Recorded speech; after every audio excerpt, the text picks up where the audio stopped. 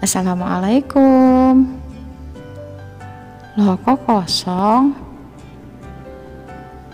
Oh iya, kalian kan masih pada di rumah belajarnya ya. Oke, kalau gitu kita berdoa bersama dulu ya. Mudah-mudahan pandemi ini segera berlalu dan kita akan belajar bersama di sekolah. Amin. Karena kelasnya masih kosong, Ibu ajak kalian ke perpustakaan dulu ya. Nah, di sana kita akan bertemu dengan Pak Asep sebagai kepala perpustakaan yang sebelah kanan, dan yang kiri adalah Pak Irfan, yaitu guru TIK. Nah, Ibu meminta bantuan kepada mereka berdua dalam pembelajaran kita hari ini. Nah, tugasnya adalah Pak Asep memegang globe atau bola dunia, sedangkan Pak Irfan memegang senter, yaitu senternya dari HP ya, supaya lebih mudah. Dan kita akan mulai pembelajaran kita hari ini. Pak Asep memegang globe, kemudian memutarnya, sementara Pak Irfan memegang senter dari atas. Nah, kemudian Pak Asep akan menunjukkan bagian yang tersorot senter. Oke, ditunjukkan di situ ada negara Indonesia, berarti yang tidak tersorot itu sekitar daerah Brazil. Jika senter ini adalah matahari, maka globenya adalah dunia. Maka ketika senter menyorot Indonesia, itu artinya berarti siang hari. Sedangkan ketika yang tidak tersorot oleh senter atau matahari, itu daerah Brazil, mereka berarti sedang mengalami malam hari. Pun sebaliknya. Nah, itu adalah contoh dari terjadinya siang dan malam. Peristiwa siang dan malam merupakan fenomena alam yang sangat menarik. Namun, tidak banyak orang yang tahu peristiwa tersebut secara detailnya. Sebelum kita lanjutkan pembelajaran hari ini, mungkin di antara kalian ada yang bertanya-tanya, mengapa Ibu memberikan simulasi tentang terjadinya siang dan malam? Bukannya itu adanya di pelajaran IPA ya? Atau penggunaan globe itu biasanya ada di pelajaran IPS ya. Oke, sekarang Ibu akan menyambungkan atau menghubungkan simulasi tadi dengan pelajaran bahasa Indonesia. Oke, mengetahui suatu informasi dapat dilakukan dengan cara melihat, mendengar, ataupun membaca. Nah, dengan menyimak simulasi tadi, kalian sudah mendapatkan informasi. Pertanyaan Ibu, informasi apa yang kalian peroleh dari simulasi tadi? Oke, untuk informasi dari simulasi tadi, kita dapat identifikasi dengan mengajukan beberapa pertanyaan. Nah, kita dapat mengajukan pertanyaannya dengan menggunakan kata tanya. Apa, mengapa, di mana, kapan, berapa, dan bagaimana yang berkaitan dengan simulasi tadi ya. Berikut contoh pertanyaan yang bisa diajukan ketika kita sudah menyimak simulasi tadi. Yang ke-1 misalnya, apa yang menyebabkan terjadinya siang dan malam?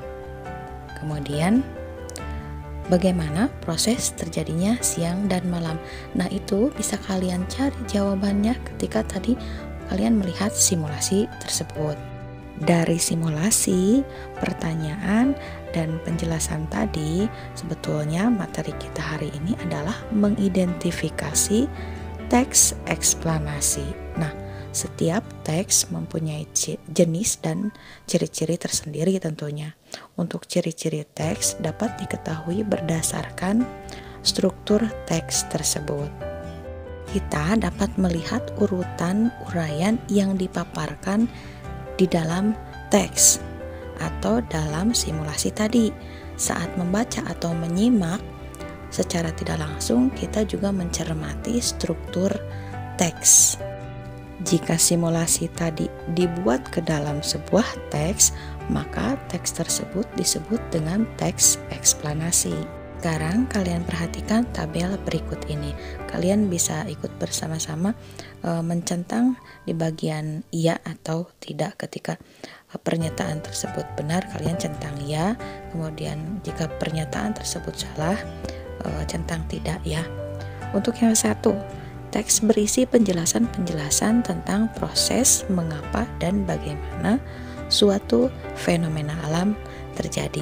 Ya, betul ya, seperti yang di simulasi tadi, berarti itu menjelaskan tentang proses terjadinya siang dan malam. Kemudian yang kedua, membuat informasi berdasarkan fakta. Jelas ya, itu berdasarkan fakta. Kemudian yang ketiga, informasi bersifat keilmuan atau sains. Ya, biasanya kita pelajari tentang siang dan malam itu di dalam pelajaran IPA. Kemudian yang keempat, teks berisi paparan petunjuk melakukan suatu hal. Kalau memaparkan itu termasuk ke dalam teks eksposisi ya. Kemudian yang kelima, menjelaskan mengapa sesuatu terjadi sebagaimana adanya. Ya, betul itu ya. Kemudian nomor 6, terdapat tesis atau teori yang didukung oleh argumen. Ya, untuk ini teori ini memang harus didukung juga oleh argumen dan fakta. Kemudian yang berikutnya, terdapat hubungan sebab akibat. Betul ya, ada terjadinya jika misalnya sinar matahari terang berarti siang. Nah, itu ada sebab akibat itu. Kemudian yang berikutnya adalah fokus pembicaraan bukan manusia. Ya, di sini kita sedang berkenaan dengan sains. Oke, yang berikutnya bertujuan meyakinkan orang. Bukan ya, ini karena ini bukan teks argumentasi. Yang terakhir, berkaitan dengan jenis teks lain. Nah, ini memang berhubungan dengan teks lainnya tentunya. Dari ciri-ciri tadi, kita bisa simpulkan bahwa teks eksplanasi adalah sebuah teks yang berisi tentang proses mengapa dan bagaimana suatu fenomena alam atau pengetahuan, sosial, budaya, dan yang lainnya bisa terjadi. Oke, setelah kalian mengetahui nih apa itu teks eksplanasi, nah sekarang Ibu akan menjelaskan gagasan umum dari teks eksplanasi. Gagasan umum disebut juga dengan gagasan pokok, pikiran utama, pokok pembicaraan, atau pokok pikiran. Nah, gagasan umum adalah suatu topik yang sedang dibicarakan atau dibahas dalam sebuah teks.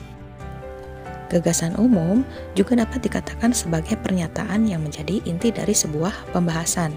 Nah, gagasan umum ini terdapat dalam setiap paragrafnya. Berdasarkan gagasan pada setiap paragraf tersebut, pembaca dapat menentukan gagasan umum yang mencakup keseluruhan teks. Hal tersebut juga dapat dilakukan terhadap teks eksplanasi. Gagasan umum teks diungkapkan secara tersurat dan tersirat oleh penulisnya. Nah, secara tersurat, gagasan umum dapat dilihat pada kalimat utama yang biasanya terletak di bagian awal, akhir, atau keduanya. Secara tersirat, gagasan umum tersirat di dalam seluruh kalimat pada paragraf. Nah, kemudian bagaimana kita dapat menentukan gagasan umum dalam sebuah teks? Berikut ini adalah cara untuk menentukan gagasan umum dalam sebuah teks. 1. Bacalah teks dengan cermat. Kalian harus membaca kalimat demi kalimat dalam paragraf pada teks tersebut dengan cermat ya. Pahami pula hal yang sedang dibahas atau dibicarakan di dalam teks. Setelah membaca, tentunya secara keseluruhan ya, maka akan muncul pertanyaan. Apa yang sedang dibicarakan atau dibahas pada teks tersebut? Dan jawabannya dari pertanyaan tersebut adalah merupakan topik utama teks. 2. Temukan kalimat utama teks. Cara kedua adalah menemukan kalimat utama pada setiap paragraf di dalam teks. Seperti yang telah kita ketahui, kalimat utama adalah kalimat yang bersifat umum dan mengandung gagasan utama. Nah, kalimat penjelas adalah kalimat khusus yang mendukung kalimat utama tersebut. Untuk menemukan kalimat utama berarti dengan melihat kalimat utama yang didukung oleh kalimat-kalimat penjelas pada paragraf di dalam sebuah teks. Nah, ciri kalimat utama adalah sebagai berikut ini. Satu, mengandung topik permasalahan yang dapat dijabarkan lebih lanjut. Kedua, biasanya berupa sebuah kalimat lengkap yang dapat berdiri sendiri. Ketiga, memiliki arti yang jelas tanpa dihubungkan dengan kalimat lainnya. Keempat, dibentuk tanpa kata sambung atau transisi.